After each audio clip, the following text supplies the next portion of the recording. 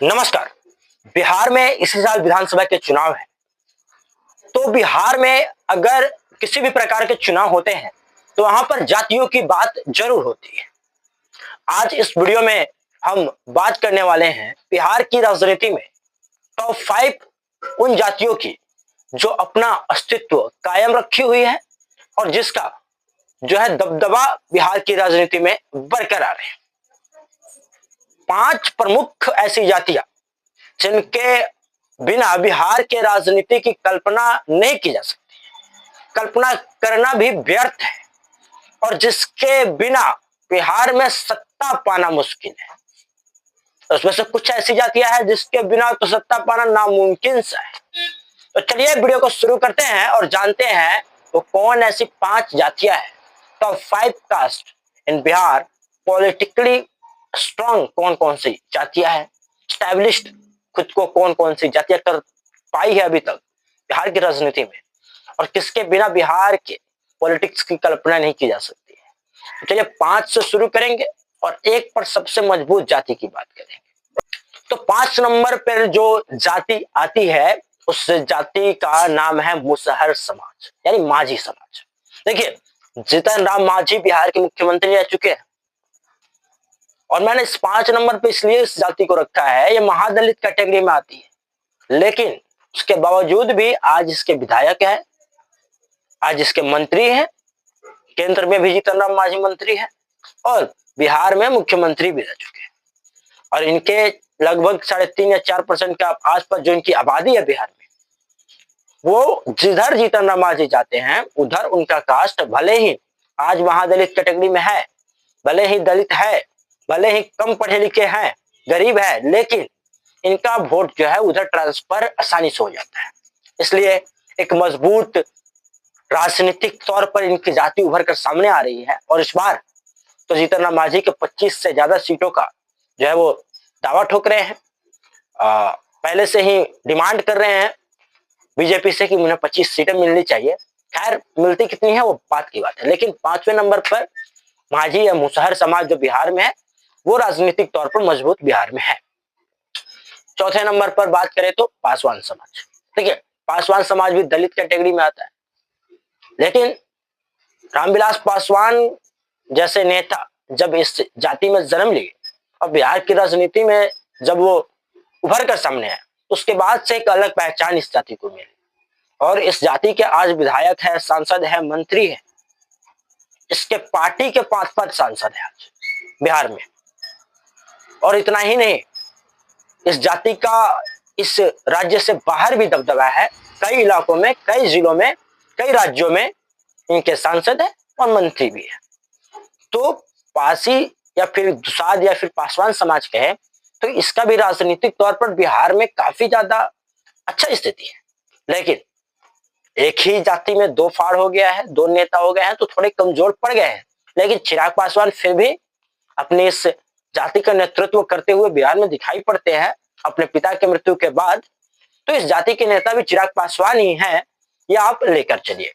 पासवान समाज के एकमात्र नेता बिहार में चिराग पासवान है। तो आज 4थे नंबर पर इस जाति को मैंने इसलिए रखा है कि ये जाति भी बिहार की राजनीति में काफी मजबूत मानी जाती है। ठीक है, 3रे नंबर पर बात करें तो 3रे नंबर पर जो जाति है वो है कुशवाहा समाज। जी हाँ, जिन्हें कोयरी कहते हैं, उनका सरनेम कुशवाहा लगता है और बिहार की राजनीति में कुशवाहा या कोयरी समाज कहे तो इसलिए भी महत्वपूर्ण मानी जाती है क्योंकि इसके सांसद आपको सभी पार्टियों में मिल जाएंगे, चाहे आरजेडी हो, चाहे बीजेपी हो, चाहे जदयू हो, चाहे फिर अदर कास्ट हो या फिर निर्दलीय। दूसरे राज्यों में निर्दलीय मिल जाएंगे, अदर कास्ट के मंत्री भी मिल जाएंगे, अदर स्टेट में इनके जाति के उप मुख्यमंत्री भी वर्तमान समय में बिहार में इसी कास्ट के हैं, सम्राट चौधरी। उपेंद्र कुशवाहा इसके पहले नेता हुआ करते थे, लेकिन अब उनकी पार्टी जो है वो कई बार टूट कर कई बार बनी है। तो आज के समय में कुशवाहा समाज का बिहार में कोई नेता मजबूत नहीं दिखाई दे रहा, लेकिन हाँ, इस जाति का राजनीति में दबदबा है, इससे कोई इनकार नहीं कर सकता है और इस जाति का नेता शुरू से रहे हैं, इसलिए यह जाति आज डेवलप भी हुई है और मजबूती से बिहार की राजनीति में कुछ को एस्टेब्लिश कर चुकी है और इसके बिना बिहार में कोई कल्पना नहीं की जा सकती है राजनीति की। सभी पार्टियों को इनके वोट की जरूरत है। लगभग 4.5 से 5% जो इनकी आबादी है, एक मुश्त वोट जो पड़ता है वो जीत और हार तय करने के लिए काफी है। तो इस समाज का भी दबदबा है बिहार की राजनीति में, इससे कोई इनकार नहीं कर सकता है। दूसरे नंबर पर बात करें तो दूसरे नंबर पर आता है निषाद समाज या फिर मल्लाह समाज। देखिए, इस जाति को मैंने दूसरे नंबर पर इसलिए रखा है क्योंकि इस जाति के सभी उपजातियों को मिलाकर कम से कम आबादी है 9.5% के आसपास। इसके पहले नेता तो नहीं थे कोई, लेकिन अभी 9-10 सालों से बिहार में एक नेता उभर कर सामने आए जिनका नाम है मुकेश सहनी।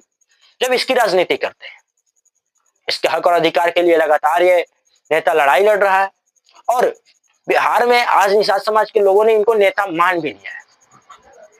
और इस बात से इनके ताकत की और इनकी जाति की राजनीतिक ताकत की अंदाजा आप लगा सकते हैं कि आज के समय में बीजेपी के प्रदेश अध्यक्ष खुलकर सामने आकर ऑफर देते हैं मुकेश सहनी को अपने पार्टी में आने का, गठबंधन करने का। तो वहीं दूसरी तरफ तेजस्वी यादव, जो कि इंडिया अलायंस के मुख्य चेहरा है, मेन फेस है, वो उनको अपने बगल की कुर्सी देते हैं। तो आज बिना विधायक और सांसद वाली इस पार्टी का नेतृत्व जो मुकेश सहनी कर रहे हैं और जिस जाति का वो नेतृत्व करते हैं, वो जाति आज बिहार में मजबूत है, इससे कोई इनकार नहीं कर सकता है। और इस जाति के बिना आज बिहार में सत्ता पाना नामुमकिन है। निषाद समाज के वोटों के बिना आज के समय में कोई भी गठबंधन बिहार में जीत दर्ज नहीं कर सकता है। आप लिखकर रख लीजिए, मुकेश सहनी के बिना और निषाद वोट के बिना बिहार में सत्ता पाना नामुमकिन सा है। ये आप निश्चित तौर पर लिख लीजिए। इसलिए 2 नंबर पर मैंने इस कास्ट को रखा है। क्या है कि बहुत ज्यादा मजबूत कास्ट है अभी के समय में राजनीतिक तौर पे बिहार में, इसलिए इस पर सभी पार्टियों को और सभी गठबंधनों की नजर है। 1 नंबर पर यादव है और बिहार में यादवों की या फिर अहिर समाज की क्या स्थिति है और क्या राजनीतिक स्थिति है और क्या राजनीतिक मजबूती और हिस्सेदारी है, ये किसी से नहीं छुपा हुआ है। यादव समाज या अहिर समाज किस प्रकार से बिहार पर लगातार राज करते रहा है, यह किसी से नहीं छुपा हुआ है। लालू परिवार केवल बिहार नहीं बल्कि वर्ल्ड वाइड फेमस है, पूरे विश्व में इन्हें पहचाना जाता है। और यही समाज है जो लालू यादव को यहां तक पहुंचाया और आज भी बिहार में सबसे बड़ी पार्टी है, इनकी विधायकों की संख्या में सबसे बड़े पार्टी है। तो यादव समाज जो है, अहिर समाज जो है, बिहार में सबसे ज्यादा राजनीतिक तौर पे मजबूत है, सबसे ज्यादा, इसमें कोई किंतु परंतु नहीं है। और ये बिहार के राजनीति के राजा अभी भी बने हुए हैं। भले ही अभी वो मुख्यमंत्री नहीं बन पा रहे हैं, लेकिन फिर भी आने वाले समय में बिहार में मुख्यमंत्री आप इस समाज के देखेंगे। और इसका फेस भी मैं बता दूं तो तेजस्वी यादव हो सकते हैं, अगर समीकरण ठीक रहा तो। खैर, राजनीति है, क्या कह सकते हैं कब क्या हो जाए, लेकिन जो होगा सो अच्छा ही होना चाहिए। ये 5 जातियां थी, मजबूत और महत्वपूर्ण जातियां, जो बिहार की राजनीति में खुद को मजबूती से जमाए रखे हुए हैं। खैर, आपका क्या मानना है इन 5 जातियों के बारे में कमेंट सेक्शन में जरूर लिखिएगा और ऐसी वीडियो के लिए यूट्यूब चैनल को सब्सक्राइब कर लीजिएगा। मिलते हैं नेक्स्ट वीडियो में, तब तक के लिए धन्यवाद।